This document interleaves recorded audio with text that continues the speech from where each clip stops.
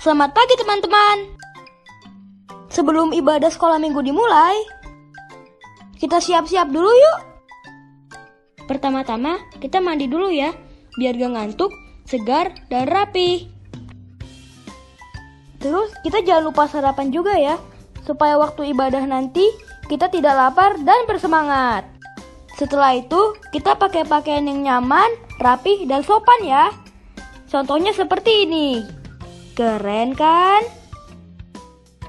Saat pujian sedang berlangsung, mari kita fokus. Jangan lupa ikut bernyanyi dan ikuti gerakannya ya. Pada waktu guru-guru memberitakan firman Tuhan, mari kita fokus dan duduk yang rapi ya, supaya kita semua bisa semakin mengenal dan sayang sama Tuhan Yesus. Setelah ibadah sudah selesai, jangan lupa rekam ayat hafalan dan kerjakan tugas yang sudah diberikan ya. Nah, sekarang kita sudah siap beribadah. Tetap setia beribadah sekolah minggu setiap minggu ya. God bless you all, teman-teman.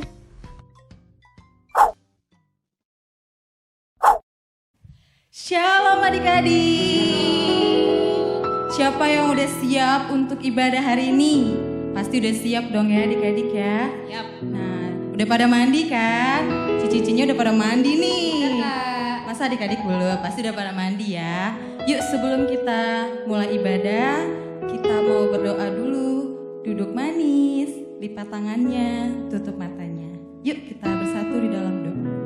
Selamat pagi Bapa, selamat pagi Yesus, selamat pagi Roh Kudus. Terima kasih Tuhan atas berkat-Mu pada hari ini. Engkau telah memberikan kami kesehatan Tuhan. Tuhan, sebentar kami ingin memulai ibadah kami. Kiranya Engkau berkati ibadah kami dari awal, pertengahan hingga akhir. Tuhan, berkati juga adik-adik yang sedang di rumah. Kiranya mereka bisa mendengar dengan baik firman Tuhan yang akan disampaikan pada hari ini. Terima kasih Tuhan, dalam nama Tuhan Yesus. Haleluya. Amin. Nah adik-adik, pasti adik-adik tahu dong ya, iblis itu adalah musuh kita. Nah sekarang kita mau nyanyi lagu ini. Pasti adik-adik tahu dong. Yuk kita angkat satu pujian, iblis itu musuh kita.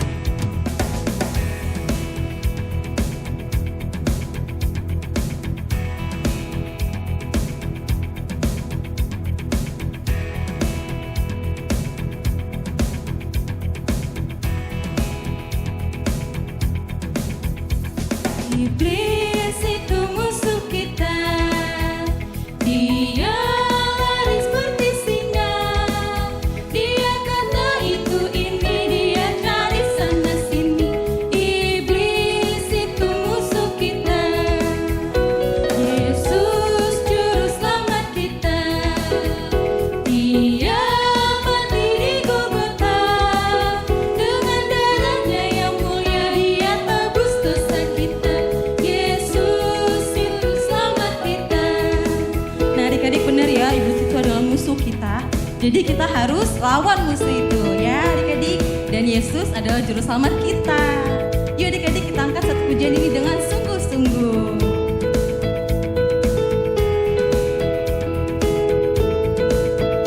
Iblis itu musuh kita, dia lari seperti singa, dia kata itu ini, dia cari sana sini.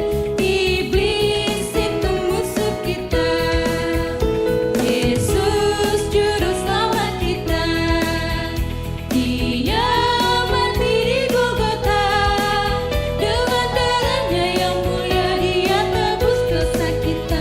Yesus juru selamat kita, dengan darahnya yang mulia dia tebus dosa kita. Yesus juru selamat kita, dengan darahnya yang mulia dia tebus dosa kita. Yesus juru selamat kita.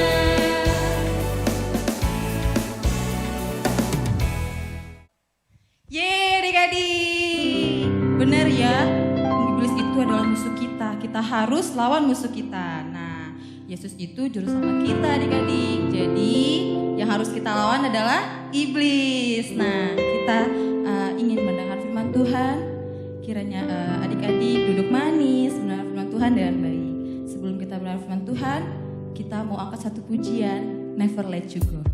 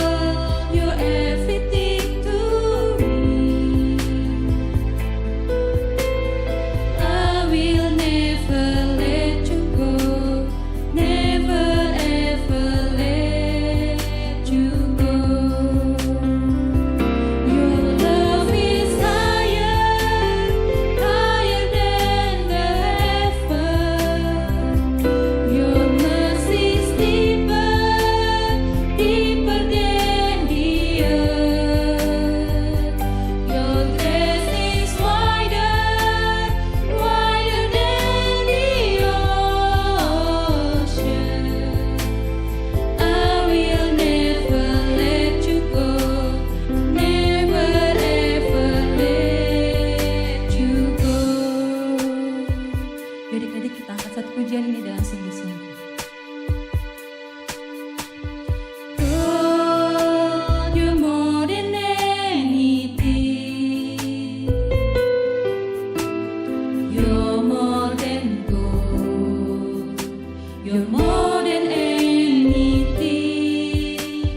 Lord, you're everything to me. I will never let you go.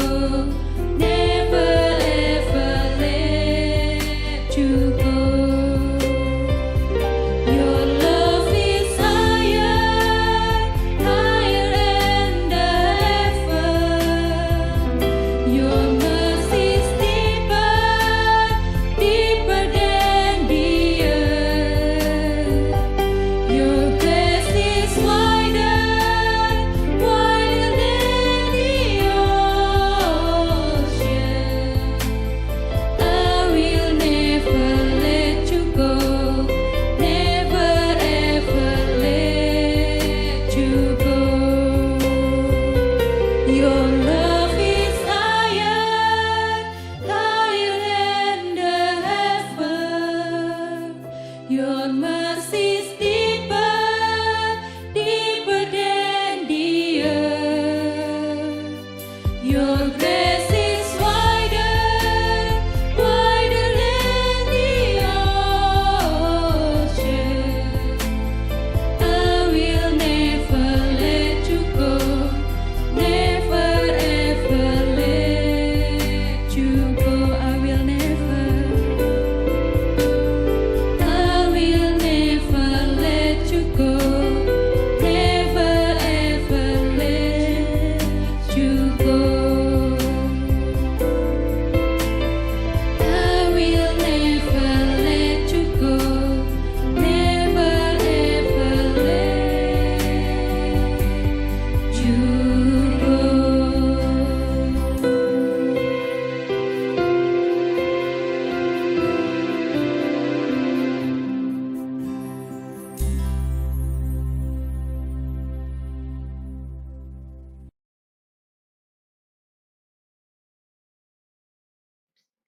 Shalom adik-adik, selamat pagi semuanya. Kita akan mulai firman Tuhan pagi hari ini.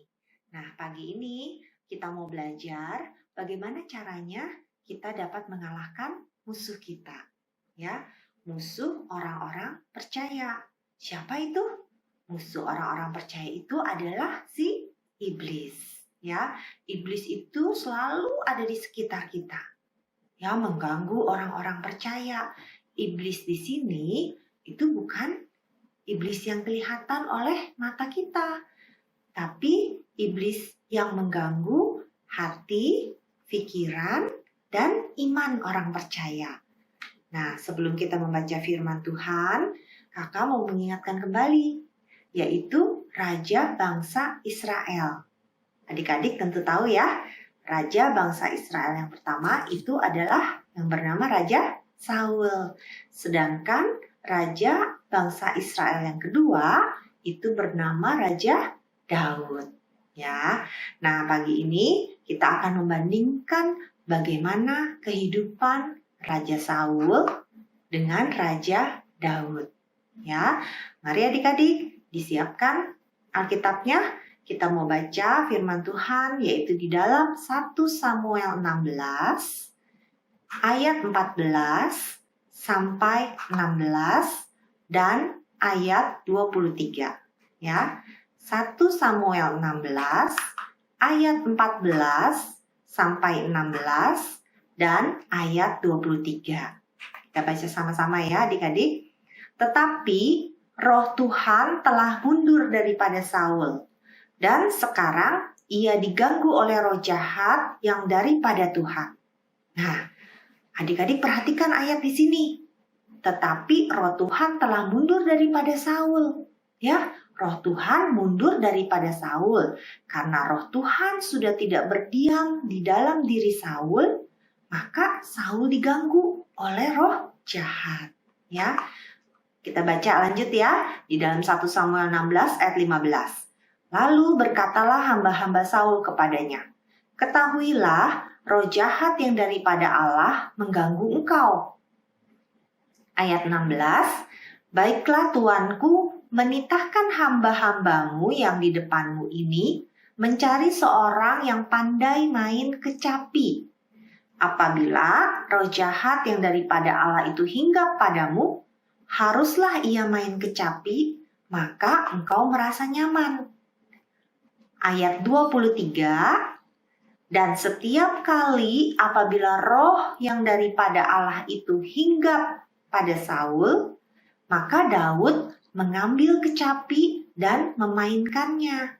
Saul merasa lega dan nyaman, dan roh yang jahat itu undur daripadanya. Nah, adik-adik, jadi apabila Saul diganggu oleh roh jahat, maka Daud memuji Tuhan. Bagaimana dia memuji Tuhan? Dia memainkan kecapi, sehingga roh jahat itu tidak lagi mengganggu Raja Saul. Artinya apa? Artinya bahwa ada kuasa di dalam setiap pujian. Ya, dalam setiap pujian orang-orang percaya. Kalau kita bernyanyi, adik-adik memuji Tuhan, maka kuasa Tuhan bekerja di dalam kehidupan kita semua. Dan iblis lari meninggalkan kita. Memuji Tuhan itu adalah kunci dan cara kita untuk menang melawan si iblis. Ya. Nah, adik-adik, apa sih yang menyebabkan roh Tuhan itu mundur daripada Saul sehingga ia diganggu oleh roh jahat? Yang pertama, itu Saul tidak taat. Ya, Saul tidak taat akan perintah Tuhan. Tuhan memerintahkan Raja Saul untuk menunggu Nabi Samuel. Tetapi Raja Saul bertindak sendiri. Dia mempersembahkan korban bakaran sendiri. Dia tidak menunggu Nabi Samuel untuk membakar korban bakaran. Tidak taat adik-adik yang pertama ya. Yang kedua, Saul tidak mendengar suara Tuhan. Ya, Tuhan memerintahkan Raja Saul untuk menumpas semua orang Amalek, termasuk ternaknya. Tetapi Raja Saul menyelamatkan raja orang Amalek, yaitu Raja Agag, dan beberapa kambing domba, lembu sapi yang bagus-bagus. Nah, jadi kalau kita tidak taat akan perintah Tuhan, maka roh Tuhan, roh Allah akan undur daripada kita. Nah, sekarang bagaimana cara iblis mempengaruhi Saul sehingga Saul tidak taat? Ya, iblis itu masuk, mempengaruhi matanya Saul. Saul melihat betapa banyaknya musuh-musuhnya, sehingga menjadikan otaknya berpikir dan membuatnya takut dan gelisah. Lalu bertindak tidak sesuai dengan perintah Tuhan, ketetapan Tuhan. Ya, nah adik-adik, tadi kakak sudah sampaikan bagaimana kehidupan Saul. Sekarang kakak akan sampaikan juga bagaimana dengan kehidupan Daud. Ya, dalam firman Tuhan dikatakan yang pertama, Daud itu selalu memuji Allah dengan kecapinya. Kita baca sama-sama ya adik-adik. Kita baca dalam 1 Samuel 18 ayat 10. Keesokan harinya, roh jahat yang daripada Allah itu berkuasa atas Saul, sehingga ia kerasukan di tengah-tengah rumah. Sedang Daud main kecapi seperti sehari-hari. Nah, dikatakan bahwa apa tadi? Daud main kecapi seperti sehari-hari. Jadi, Daud bermain kecapi atau memuji Tuhan itu adalah kebiasaannya Daud setiap hari. Bagaimana dengan adik-adik? Adik-adik senang gak memuji Tuhan setiap hari? Ya. Yang kedua, Daud mempunyai hubungan yang dekat dengan Allah. Kita baca lagi ya ayatnya di dalam 1 Samuel 17 ayat 45 sampai 46b. Tetapi Daud berkata kepada orang Filistin itu, "Engkau mendatangi aku dengan pedang dan tombak dan lembing, Tetapi aku mendatangi engkau dengan nama Tuhan semesta alam, Allah segala barisan Israel yang kau tantang itu. Hari ini juga Tuhan akan menyerahkan engkau ke dalam tanganku, dan aku akan mengalahkan engkau dan memenggal kepalamu dari tubuhmu. Ya, Daud hidup dekat dengan Allah, sehingga Daud percaya dalam berperang, dalam mengalahkan musuh, bahwa Allah yang bertindak, Allah yang melakukan perang buat Daud, ya, Allah yang berperang buat Daud. Nah, bagaimana dengan kehidupan adik-adik sekarang? Adik-adik mau menang nggak terhadap iblis? Iblis dapat mengganggu adik-adik itu dengan berbagai cara. Ya, contohnya yang pertama, adik-adik tidak mau taat kepada orang tua, tidak mau dengar-dengaran orang tua atau guru kalian. Yang kedua, tidak bertanggung jawab akan studinya, tidak mau mengerjakan PR, tugas, ya, nggak mau belajar. Yang ketiga, adik-adik suka iri hati nggak sama teman kalian yang lebih cantik, yang lebih pintar, ya. Yang ketiga, tidak mau beribadah, lebih memilih bermain game daripada beribadah, ya. Nah, itulah cara iblis menggoda adik-adik semua. Nah, kalau adik-adik mau mengalahkan iblis, maka kita harus hidup seperti Daud, ya. Yang pertama, kebiasaan adik-adik tuh harus memuji Tuhan tadi seperti Daud. Dia memainkan kecapi setiap hari, ya.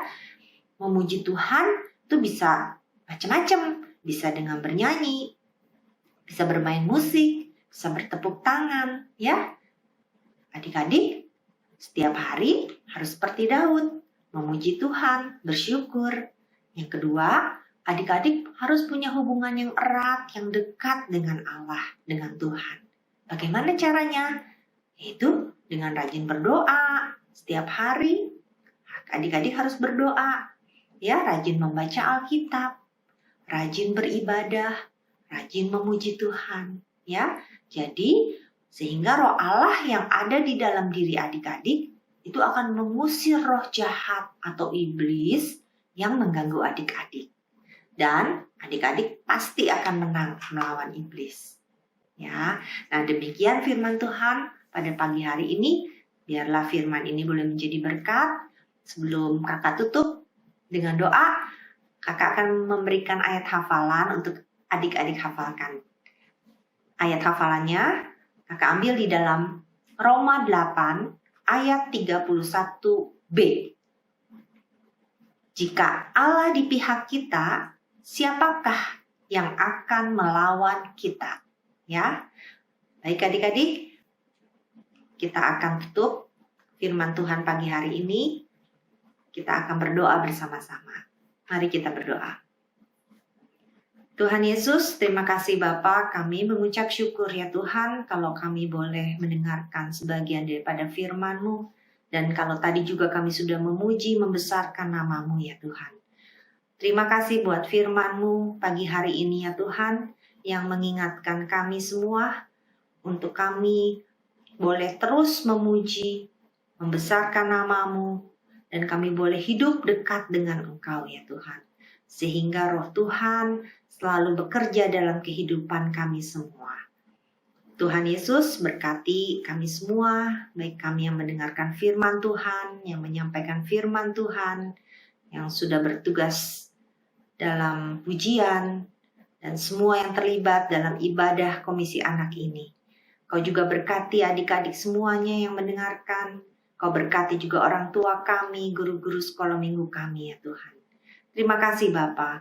Kami menyerahkan semuanya ini ke dalam tangan-Mu, kehidupan adik-adik semua, dalam studi mereka, dalam kegiatan mereka sehari-hari, kami mau mempertaruhkan ke dalam tangan Engkau. Terima kasih Tuhan Yesus, hanya di dalam nama Tuhan Yesus Kristus, kami sudah berdoa dan mengucap syukur. Haleluya, amin.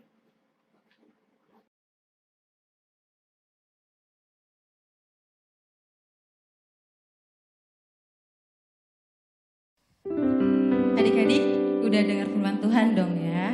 Udah. Pasti dong. Nah adik-adik jangan lupa ya ayat hafalannya di-share di grup masing-masing. Jangan lupa, soalnya nanti kita akan absen ya tiap minggunya. Nah adik-adik juga jangan lupa untuk persembahan boleh dititipkan ke mama papanya. Nah ibadah hari ini telah selesai, tapi minggu depan kita akan ketemu lagi. Nah jangan lupa ibadah minggu depan ya adik-adik ya. Dadah, sampai minggu depan.